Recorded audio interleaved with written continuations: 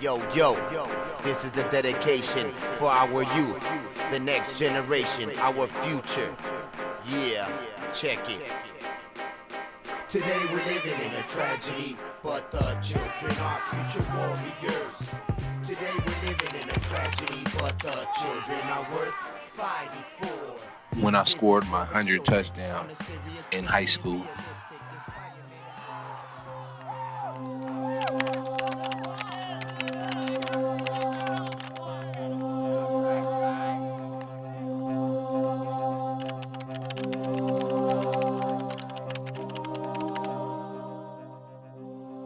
I gave a lot of stuff away to coaches and signed them and stuff, but this is one thing I kept out of all the things I kept.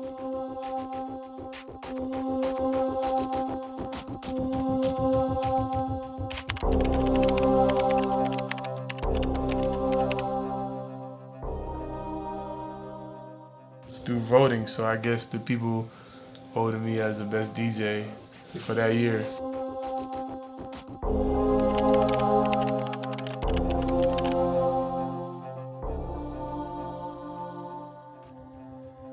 For P. Diddy, Demi Lovato, Kelly Rowland, a few others too. It was really nice.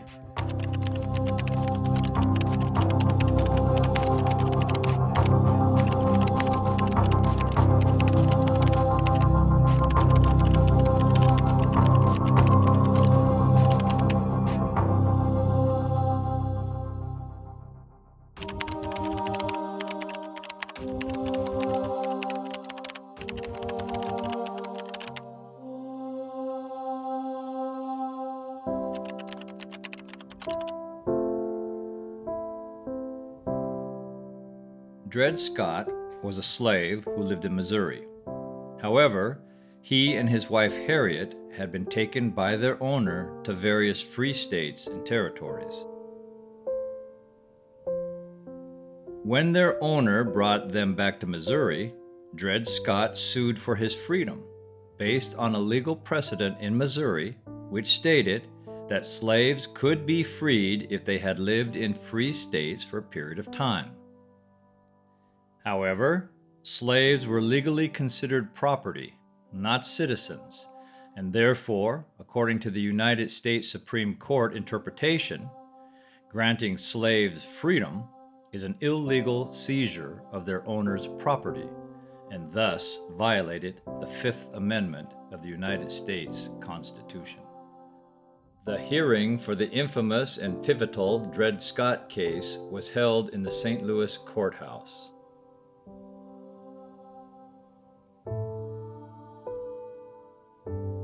The United States Supreme Court stated in the Dred Scott decision of 1857 that at the time the United States Constitution was framed, the civilized portion of the white race universally regarded Negroes as being of inferior order and altogether unfit to associate with the white race, either in social or political relations, that they had no rights which the white man was bound to respect. United States Justice Roger Brooke Taney. Opposition to the decision was one of the causes of the Civil War and led to the 13th, 14th, and 15th Amendments to the Constitution. The Scots' struggle for freedom stands as a defining moment in the history of the civil rights movement.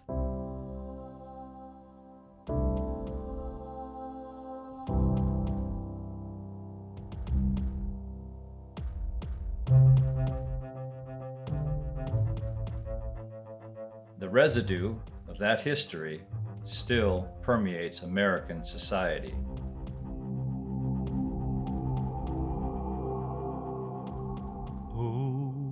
Oh, freedom.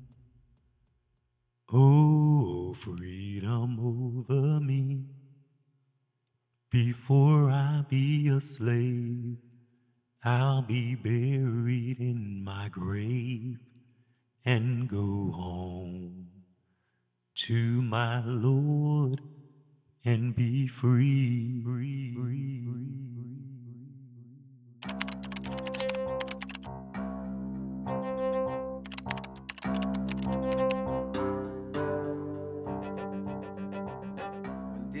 regardless of what happened, all the blacks, especially the mother, they was frightened because there was a lot of people coming up, either either young black being beat, or either they were like, they just disappeared, but they wouldn't know where they was. You know, some of them would be found like, they would like take them out, the end of the day, you know, they was hanging. You know, they was like, they would find them a couple weeks later somewhere deep in the woods, where, you know, off road, and they'd be beaten, or either they would find them hung. So, and it was a fear at the time. They tell us, don't be more than two together, three together, because three they call you a symbol. They could just pull you over for whatever reason. All the water faucet used to say white only. You couldn't, nobody black could drink out that water faucet. And then they had the restroom that said white only. You couldn't go into that restroom.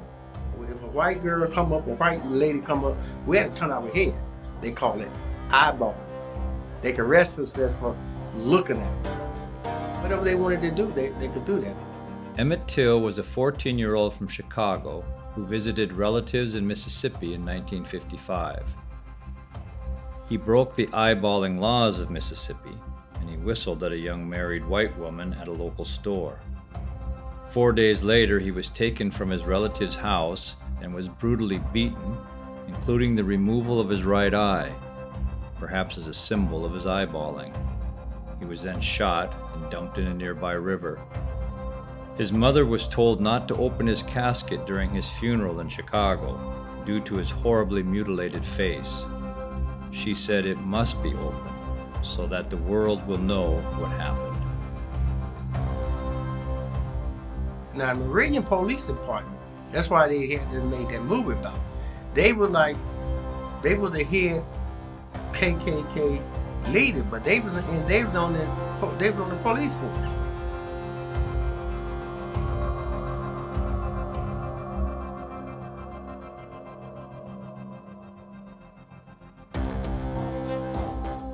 You know, I guess the police was up there and they cut them off from the rest of the group. So when they cornered him, they caught him. And then that's when they started beating him, they took him out, and I don't know, you know, and that's when they found him the next couple of days dead. They say when you got on the bus full of people. So if the more white come on, you had to move to cut out a section. In the back they said black. But if the white come, and you had to get up and stand up and let the white sit down. Was it man or woman? It doesn't matter. Well, I mean, I was angry, yeah, but you know, at 13, 14 years old, what you gonna do?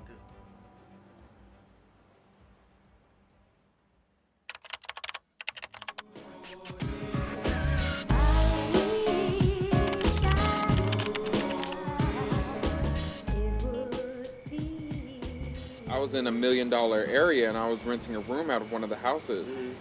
And within 6 months, I got pulled over 5 times around the corner from where I was staying. They would literally watch me walk up the stairs and unlock my door and go in. So they searched my car, they looked for something, they couldn't find anything. One of my neighbors was driving by and asked me if I was okay. I was like, yeah, I'm good. And they had me handcuffed right there. I was literally coming home from a football game, from a high school football game. They pulled me over and they had me handcuffed. So I didn't do anything wrong. And my dad, I came home, I asked my dad, I'm like, why they put me over?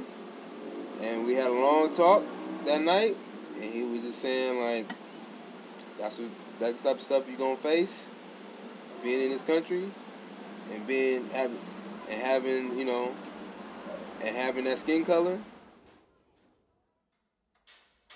Before I be a slave, I'll be buried in my grave and go home to my Lord and be free.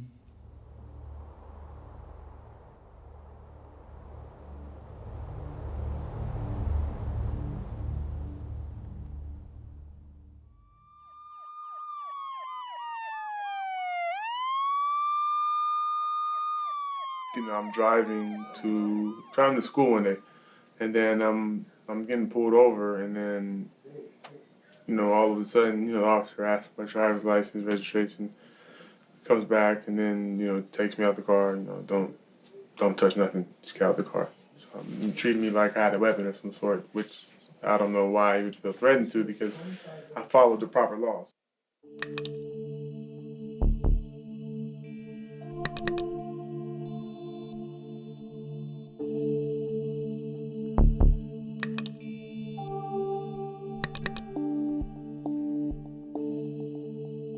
He told me to step out the car. I was handcuffed and searched, and I just felt like,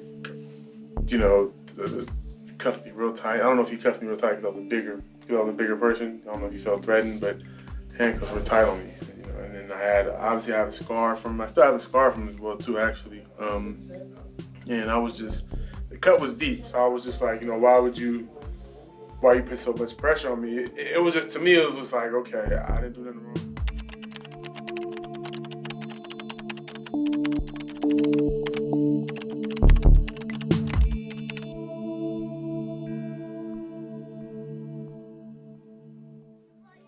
What I'm saying is not all police officers are bad. I just feel like sometimes their job makes them a bad person. We all know that people are not born that way. They're not. It's just something through time or through that process, becoming an officer, it changes you. And that, like I said, it doesn't make you a bad person. It's just their job sometimes forces them to become someone that they're not.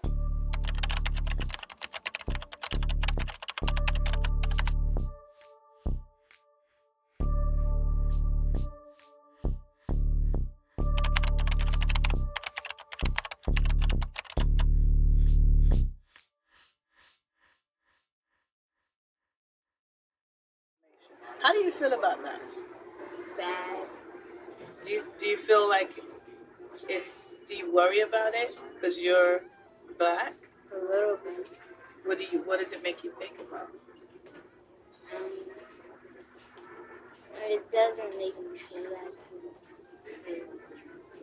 because it makes me feel that black people aren't safe. Black people are what? Aren't safe. And as a mom, I can't tell him black people are safe. I can't necessarily tell him that because then that's security. That's false.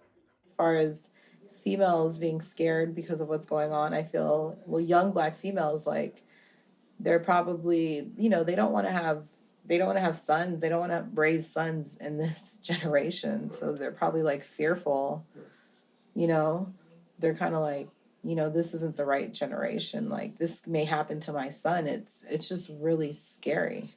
Being a young black man in this society now, being this time and age, it's real tough, And I've seen the different stages of it being where I'm at, my age. So it's just like, okay, I've seen it how it was before, and now it's just as we go on to the future, it's just getting worse.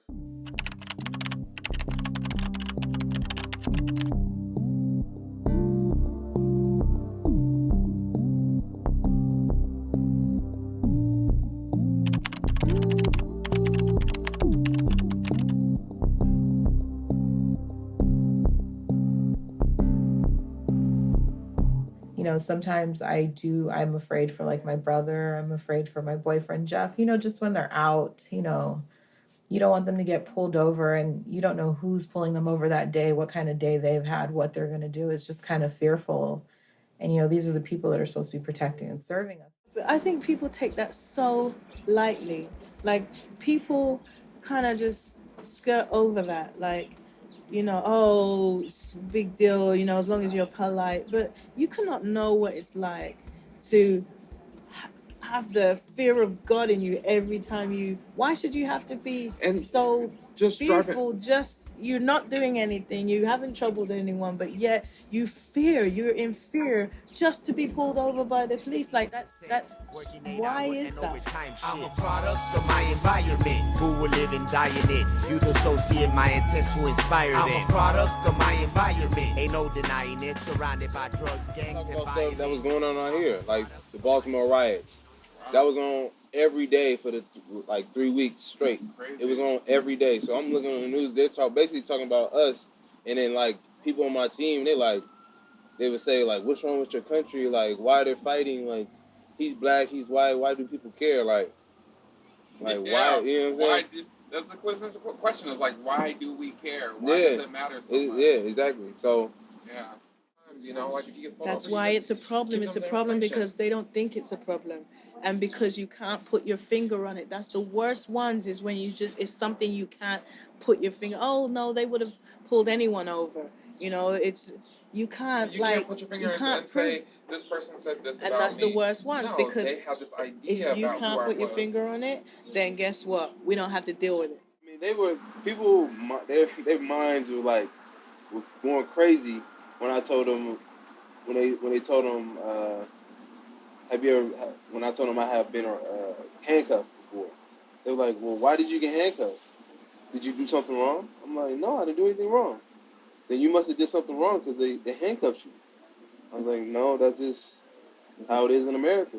And it was like, your country is crazy. Like, you people can't get along. Because we're a melting pot, that, you know, we're multicultural. This ain't no melting pot. We are so separated, you know, we separate ourselves as we're here, you know, we're like oil and water together. Because there's just this unwritten thing that, you know, black people listen to hip hop, white people listen to classical, you know, still in this day and age, people get upset when they see a mixed race couple. Like, this is, because in England, this is like, you can't, you'd be lucky if you see a same race couple. Like, ooh, look at that, black and black. Oh, look at white and a white. You know, it's so much mixture. I think a big problem with America is we jump on causes that aren't really our own, and we're falsely fueled with anger, with hate, with jealousy. I can never be bitter just because I know that I feel like sometimes God put you through certain situations sometimes just to see where your character is, or see how are you gonna, when you get knocked back down, how are you gonna get back up, or how are you gonna be able to react to certain situations. You know, I can never be bitter. I refuse to be bitter to somebody like that just because they never took the time to be able to ask me or know exactly what am I doing to be able to be the best that I can be. At the end of the day, it doesn't matter if you got different religion, different race. You're a human being just like me. You breathe, he sleeps, we eat, we do everything the same. It's just our skin color, our religion may be different, our morals may be different, but at the end of the day, it's still a human being. You got to treat that person with respect. Keeping people separate is what's causing these riots. I think if you allow people to coexist with each other, I think it'll probably be fine. You may even have less race riots. I think the tension is because you're separating everyone. You know, at the end of the day, God created us all as one. You know, it doesn't matter what the color of our skin is. It doesn't matter the body of our, the size of our body, how our face looks. You know, God created us as one. There's nothing for me to be angry about. I'm sitting here, I'm breathing. I have clothes on my back. I have food in my stomach. What I need to be angry about? What I need to be furious about? There's nothing for me to be furious about. There's no reason for me to riot. I'm in a country that people will give their right arm to be. I'm in a country that people literally give their right arm to be in. Like, I suggest to them, just don't limit yourself. Have faith and just believe. Like, I mean, anybody can do it. You watch all the success stories that's going on. I mean, that alone should be, some type of motivation. Even our president, look at our president, Obama. I mean, so that's a success story in itself. You look at that, you look at everything around you, that should motivate you for your faith and your believing. Life's kind of like a painting, a really bizarre, abstract painting. You could look at it and think that all it is a blur. And you could continue living your life thinking that all it is just a blur. But if you really look at it, really see it, focus on it, and use your imagination, life can become so much more. The painting could be of the sea, the sky, people, buildings, a butterfly on a flower, or anything except the blur you were once convinced it was. A poem by Cecilia Ahern.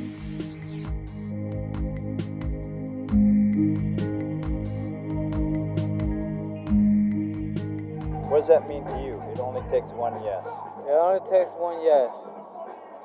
What does that mean to me? That means there's actual hope. There you go. There's actual hope. If one person can say, okay, I understand that. Okay, I know what they're doing. There's hope. There's hope for me and the rest of the people that want to express their art. Milton Knox is the city section's all-time leading rusher and scoring leader. I'm just going to go and go down the line, UCLA. It's right next to home. I mean, Coach Newhouser, Coach Norm Child, Coach Walker, a great staff. Notre Dame, it's a great place. I mean, I love the coaches. I love the coaching staff. I love everything about it. In Florida, Coach Starr, who was there, who recruited me. So the school I will be choosing will be, UCLA.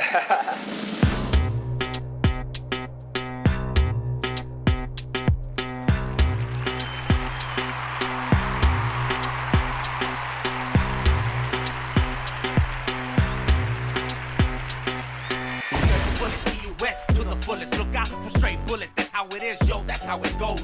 In the ghetto full of demons sent by the devil, who has a score to settle against the God in you. Be afraid, be very afraid, not of him, but what I could do. Lyrically, I pity you. And I was sitting right here, and they shot at this area. It had to been the grace of God, because at that exact time, my dad had pulled up, and I got in the car. I remember vividly the dude coming down this street and shooting at this area. And that could have been me. If it was 30 seconds to 10 seconds earlier, I could have been shot. Like, that would have been me right here in this area. And I remember a couple of people had got shot, but I remember just a gang of people just scattering. Like, it was probably about 20 to 30 people around this area. So it was really like, it was an angel, because I could have been me right there sitting in that area. I could have been shot and dead. Oh, boy. It's, I didn't know I was going to get emotional after about this.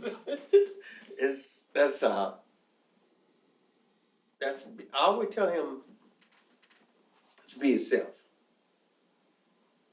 And I would tell him, wherever he goes, wherever he be, that's respect a man and a woman, boy and girl. Respect people, no matter who they are. And at the same time, just keep God in his life. Because no matter where we go, where he go, where we be, and who he be his surrounding, he just got to keep God in his life, in his life, and keep God first, and God gonna protect him. We gone a long, long time, so I think it takes almost like a day to get there. From Chicago to Germany, and then I fly from Germany to Switzerland. I fly into Switzerland and I get picked up in Switzerland. Doing big things with a pen and paper. It's in our nature to say a prayer, asking our Savior now and later. That's major, unlike the haters, we're loyal peacemakers, sound creators. Doing big things with a pen and paper. It's in our nature to say a prayer, asking our Savior now and later.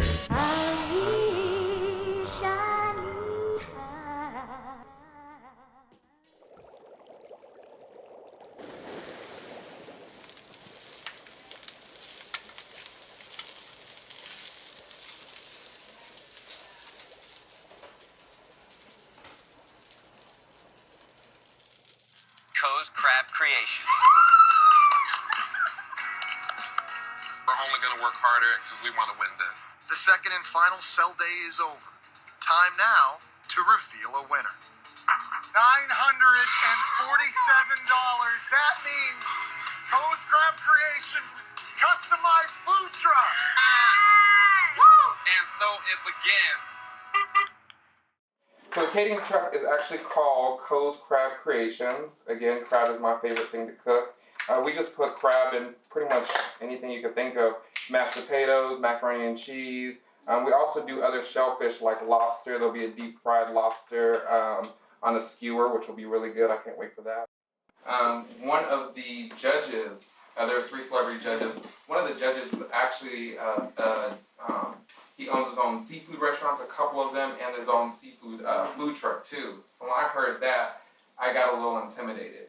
However, I've been cooking seafood all my life, and it showed. He tasted it. He was the biggest fan. You know, growing up, I had nobody that I would ever look at and be like, I wanted to be like them when I grow up.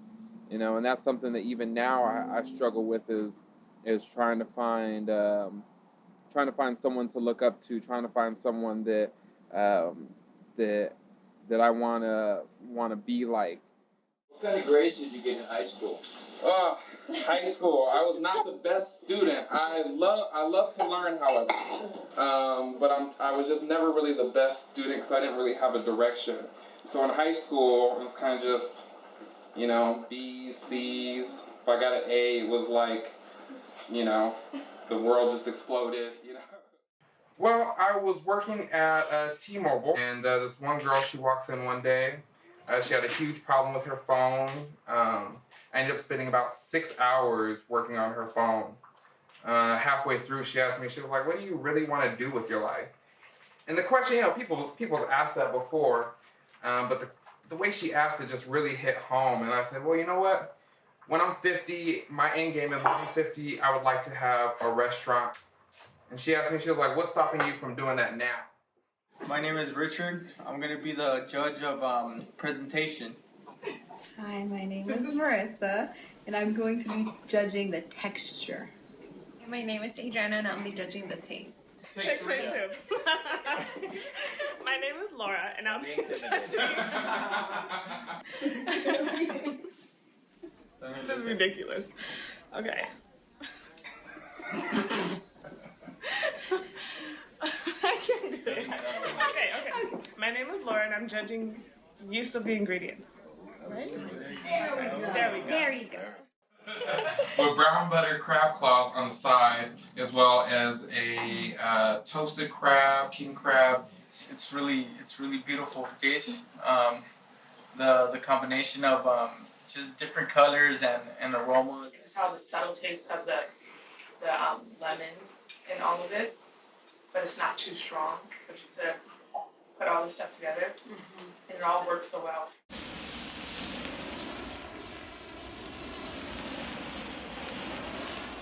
I noticed that the oven had actually been on. And so I run over, or I open, you know, the oven door, and this big old ball of fire comes, burns me up, burns up all my arms, my entire face, everything, like my eyelashes gone, eyebrows completely damaged, and I went to the hospital and spent the night in the hospital. They told me that, you know, that everything would heal, but I'd be completely pink underneath, and I'd have those kind of burns. And the very next day, wrapped up in everything, I went back to that same kitchen, finished cooking for them, and finished out the entire week of the set that I had. Honestly, my real dream and passion is to help people around me, and I learned from a very early age that I could cook. But it wasn't until about a year and a half ago that dream was really realized, and how big it is, and what I can really do with it. So where do you see yourself in 5 years from now in the cooking career? 5 years from now, there'll be a couple of closed crab creation, trucks all over the place. There will be more than likely a brick and mortar, which is like a small standalone. I'd like it to be more like a shack type. 2, 3, let's go!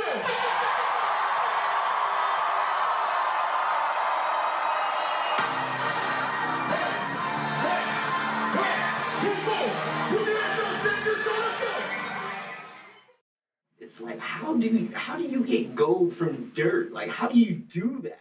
It's all vision oriented. It's all about the inside. It's focusing on the dream. It takes patience. It takes It takes sacrifice, it takes discipline, it takes honor, it takes protocol.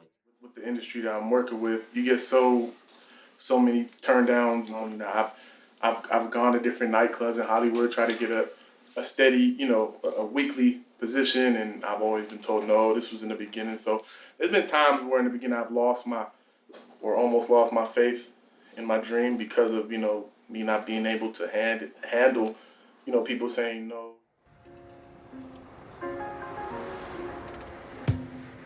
City lights no longer gleam, and shadow babies sing in the night.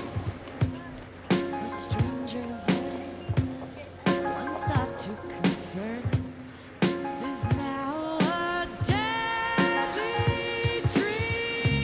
When the fog drops down, the air breathes thick. It took a little more time as far as, you know, my family to kind of, you know, support, you know, the whole getting into the music industry thing, because they don't know too much about it, and the things that is portrayed by entertainment, you know, through media and all that. Actually, last year, I was actually, you know, I was DJing, but I kind of, in LA, I wasn't booking a lot of gigs in LA.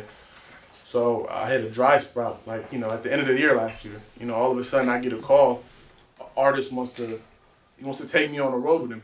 So, you know, this is not just state, he wants to take me overseas with him. So last year, you know, I ended up, you know, going to Scotland for a mobile awards, doing a performance there. Nigeria, like, you know, London, did a few clubs in London, and that last year I just really found out, like, this is what I want to do, you know, music and travel. One of the major highlights of my career was taking a trip to Nigeria, Lagos, Nigeria. My first time in Africa. You know, I do come from a African descent background. You know, my dad is from Sierra Leone, so it was kind of, he's always wanted me to go out there. He's always told me, you know, I want to take you out to Africa. I'm gonna take you back home. But it's just such a blessing that that my work took me out there, you know, before I was able to, you know, get out there with my family. You know, that. So I was able to, you know, go on tour, DJ a lot of venues, 17 cities and like 17 different cities in 21 nights.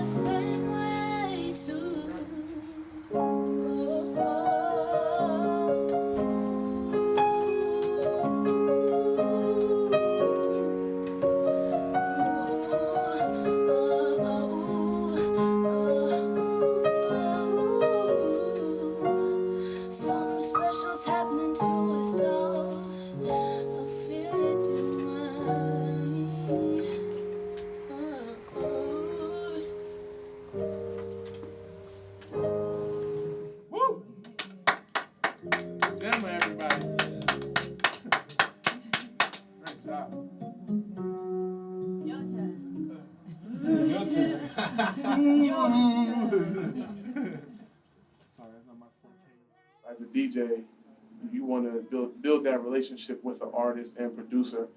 So you be the first one to have that record, taking her record to a radio station, playing her record at events, local events, nightclubs, wherever I'm at, basketball games, wherever I'm at, playing her records. So I would be the first to have it as a DJ, of course, because I'm the only DJ here while she's recording.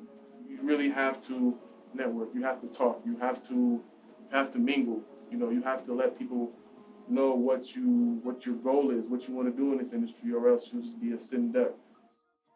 We are at the new Hollywood headquarters in the neighborhood. I'm JM, 23, producer, executive producer. My name is Gemma. I am 19 and I'm an artist. My name is Greg Trax. I'm 24 and I'm an editor. Stephen Cornell Small Jr. I'm a creator. And I am Maurice DJ Mees John, and I am a professional DJ, artist relations. It's important for them to be, as a DJ, upcoming DJs out there, whoever, you know what I mean? I think it's very important that you do what I'm doing, which is in the studio working with artists and a producer and trying to make the record a better record or a successful record at the end of the day.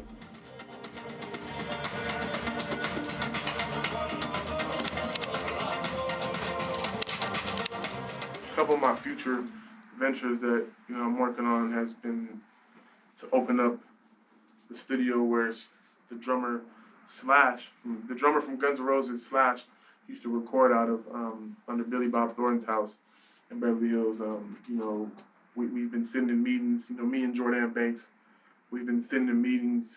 For the past 3 months, trying to open up this new studio, and we are close now. We are, in the stage of involving lawyers and looking to open up March 1st. When the commercial came out, like, people will blow my phone up like, is that you? Is that you? I look like you. I don't know if it was you. Is that you? I'm like, yeah, that's me. That's me. That's me. That's crazy. Like, Take I didn't think you was gonna do. I didn't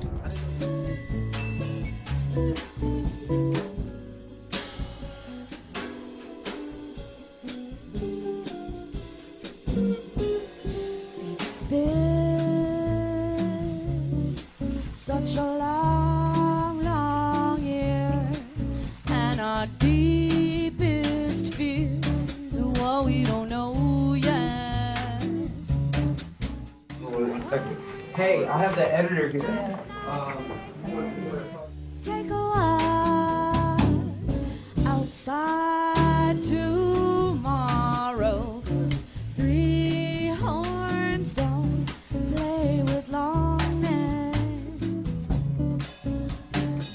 Our aspirations sank to the soles of our feet, where we danced all night, rushing up to our hits was the sound of our...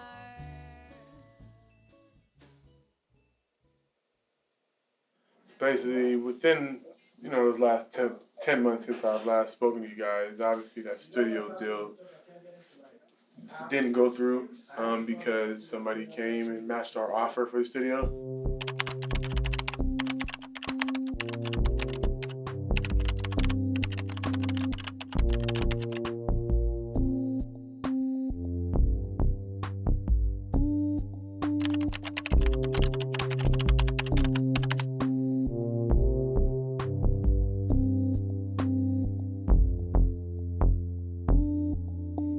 The energy that was lost in the direction that the food truck took really made me realize how not to hold on to things that don't serve me.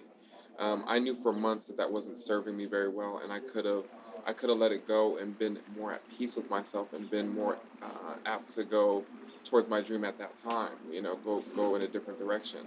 But because I held on for so long, I lost so much energy thinking this is the way.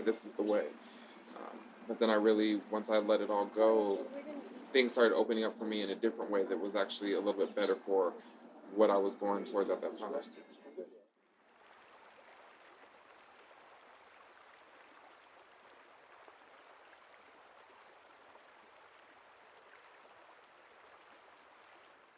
Talking to him about the people he cooked for, and like it's like me. He's like, oh, I planted this, but he's talking about people eating his food. He's not just talking about only my family members ate it, or only myself ate my food. Only I like my food. No, there's people out there that like his food. He won a truck. He won a truck off being a contestant in this show that's on TV that I seen him on TV. Yeah.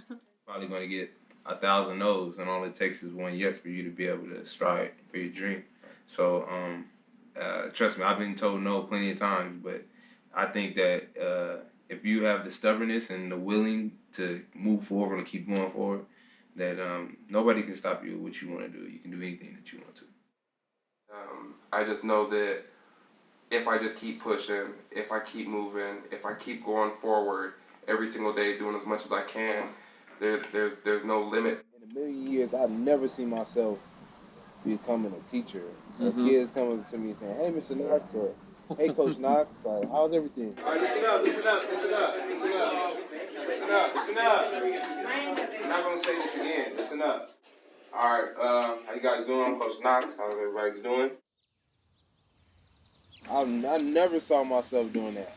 My goal is I'm gonna make it to the NFL, make money, and I'm gonna be rich. Like, but it didn't go the way I planned it to go. So, and now I have more of a satisfaction, and I feel like my purpose isn't for kids. Like, my purpose is to help kids, and so they won't make the same mistakes I made when I was in high school.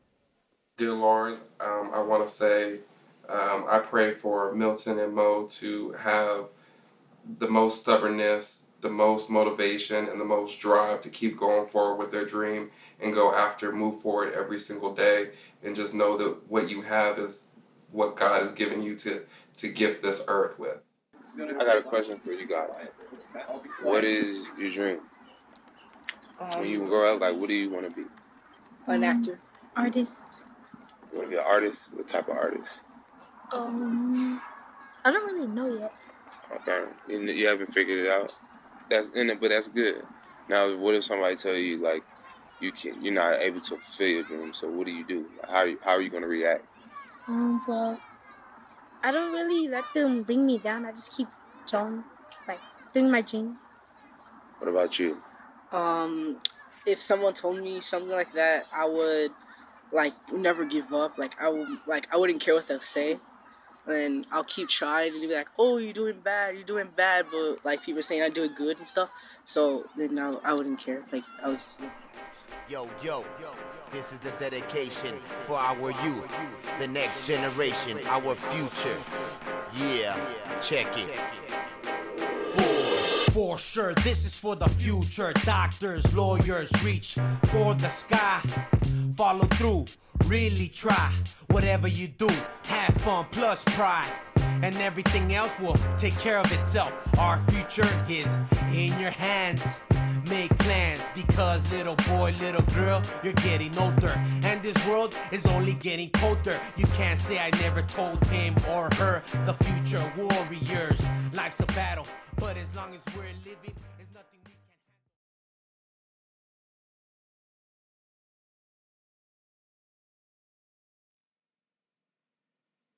If I just keep pushing, if I keep moving, if I keep going forward every single day, doing as much as I can. Don't limit yourself.